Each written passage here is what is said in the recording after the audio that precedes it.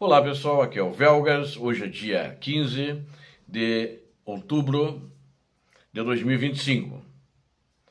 Terminal de petróleo na Península da Crimeia ainda em chamas. É esse terminal que foi atacado há 3 dias atrás, que eu já falei para vocês.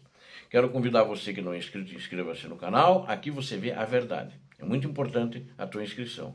E também, eu peço a todos que deem um like, que compartilhem com as suas redes sociais, façam os seus comentários. Eu conto com todos vocês para ajudarem a fortalecer o canal. Não esqueçam, like e compartilhem, recomendem o vídeo. Muito obrigado. Antes de falar sobre o terminal, como é que está a situação lá, que está grave mesmo, eu falei no vídeo anterior que a Ucrânia avançou, né? E recuperou 3.400 metros, vamos dizer, enquadrados, 3 quilômetros. É uma região pequena, mas é uma coisa feita com esforço, porque tinha tropas russas defendendo. Eu não falei os detalhes disso, mas então tinha tropas russas defendendo. Isso ali foi também na região de Donetsk, próxima à linha de defesa de Pokrovsk. Quem fez isso foram unidades de assalto do exército ucraniano, não era o Azov estava encarregado ali para defender na região de Dobropilha uma vila de Charkov. Então, naquela região, o Azov trabalhou. E os outros unidades de assalto avançaram, então, e reconquistaram esse território para a Ucrânia, e os russos tiveram que fugir. Saíram dali, os ucranianos já limparam. Isso também aconteceu ontem, né?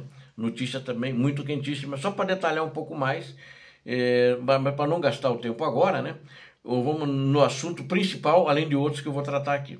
O maior terminal de petróleo da Rússia, na Crimeia, na Península da Crimeia, está em chamas, continua em chamas.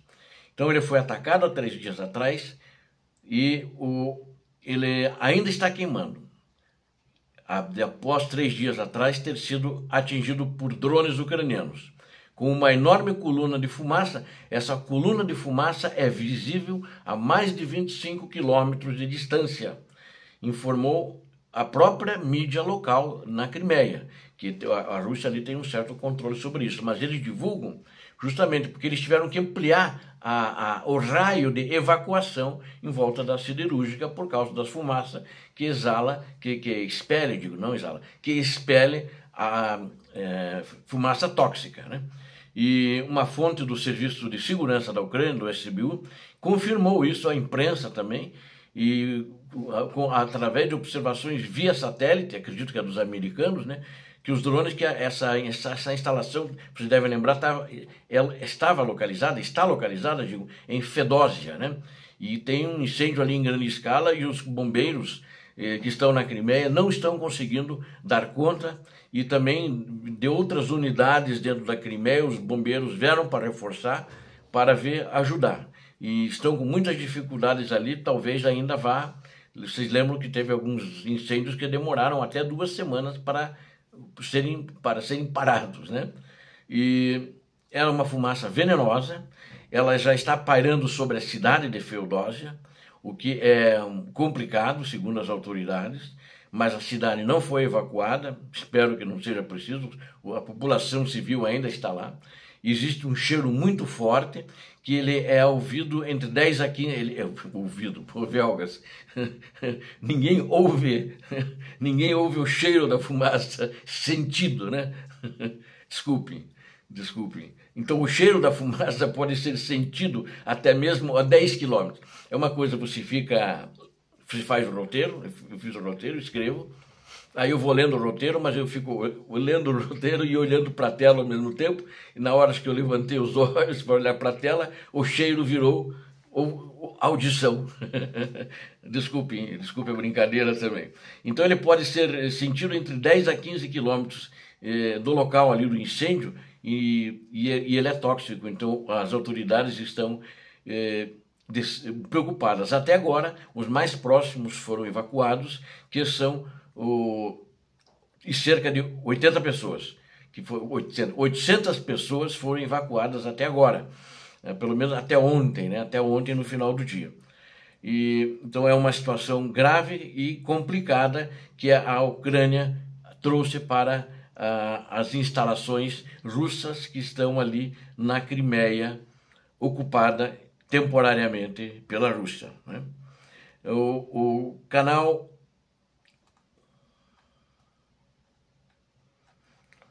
Astra informou no Telegram também um ataque de drone ucraniano que causou um incêndio drones, né, em uma usina de energia no centro da Rússia. Informado também, esse ataque ocorreu ontem, realizado pela Ucrânia.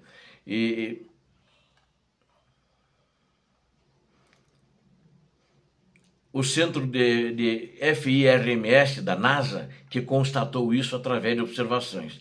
Ele é usado para rastrear anomalias de temperatura. Ele registrou esse incêndio na subestação de Arzamas, na região de Lesogorsk, na região de Nizhny Novgorod. De acordo com o relatório, autoridades locais disseram que detritos caídos do impacto causaram uma breve interrupção no fornecimento de energia elétrica, embora que eles dizem que a eletricidade já foi restabelecida. Pode ser que ela tenha sido restabelecida, isso a gente não sabe a verdade, mas a verdade é que quando detritos causam destruição e incêndio que nem causaram nessa usina de energia elétrica, é difícil de acreditar que detritos, eles usam a palavra detritos, né? Vocês sabem o que é detritos, que vai causar incêndio numa instalação dessas, porque o explosivo que ele inflama, né, ele já vem um explosivo especial para fazer fogo. Esse explosivo inflamável, ele já explodiu no ar. Então, em tese, é difícil fazer um incêndio, e principalmente de grandes proporções, só com os detritos. Então, é uma coisa que os mais conhecedores e entendidos desse setor de explosivos, eu não sou especialista em explosivos, mas já disseram, não dá, é difícil de acreditar. Essa usina de energia elétrica de Nizhny Novgorod fica na Rússia central, fica no rio Volga, as margens do rio Volga, a aproximadamente 875 quilômetros da fronteira com a Ucrânia e a cerca de 417 quilômetros a leste de Moscou. Enquanto isso, moradores de Belgorod dizem que a vida na Rússia está sem esperança, em meio a ataques de drones ucranianos e cortes de energia. Finalmente, a população está sentindo. E Belgorod também, porque é próximo, faz fronteira com a Ucrânia, então eles sentem muito lá, porque a Ucrânia está na província de Belgorod, né? Ela está numa pequena faixa lá, mas está. E todos os dias tem ataques de drones ou de mísseis contra instalações militares russas por todo o território da província de Belgorod. E eles justamente estão cansados, porque mesmo na cidade eles veem drones ucranianos, não atacam eles, os civis, como fazem os russos contra a Ucrânia, mas eles veem os drones ucranianos sobrevoando e de uma maneira que não são abatidos pelas tropas russas na região, né? Inclusive, os moradores afirmam que eles testemunham normalmente grandes ataques de drones ucranianos contra essas instalações militares. Dezenas de drones de ataque sempre são lançados em lugares lá. E os moradores se perguntam, mas dá para imaginar? Eles não estão acreditando que eles estão em guerra, porque quando a guerra estava só do lado da Ucrânia, para eles tanto fazia, não estavam preocupando. E agora eles olham, os drones estão lá voando e daqui a pouco eles ouvem uma explosão. Então, acho que é bom porque os russos estão começando a botar na cabeça que essa guerra tem que parar, porque está incomodando eles também, sem dúvida nenhuma. O que eu queria registrar aqui, eu acho importante, houve uma queda na ajuda militar à Ucrânia nos últimos meses, né? Essa queda, na realidade, é desde que o Trump assumiu o governo. Mesmo com a Europa comprando e repassando, a queda caiu, porque o que eles estão comprando ainda não é nas quantidades que o governo anterior, o americano, mandava para a Ucrânia, né? E essa ajuda militar à Ucrânia caiu drasticamente nos últimos meses, segundo relatórios, inclusive, do próprio governo da Ucrânia. E, na realidade, apesar da lista de requisitos prioritários da Ucrânia, que permite que os aliados europeus da Ucrânia na OTAN comprem armas para Kiev, armas americanas, a primeira entrega de equipamento militar sobre esse programa chegou à Ucrânia um mês atrás, né? E lá em torno de um relatório que foi feito em 18 de setembro sobre isso, ou seja, até 18 de setembro, não, a partir do dia 18 de setembro que chegou, ou seja, que começaram a vir. Então ele ficou muito tempo sem receber novo armamento, de aquele ainda aprovado pelo Biden, que não foi entregue até agora todo ele. O Pentágono, né, sob as ordens do presidente americano, fez a conta-gotas. Ele diminuiu a velocidade dos armamentos e munição que a Ucrânia deveria receber. E ontem também a Rússia atacou a cidade de Kharkiv com bombas guiadas e danificando um hospital. Isso é muito grave, isso é um crime de guerra,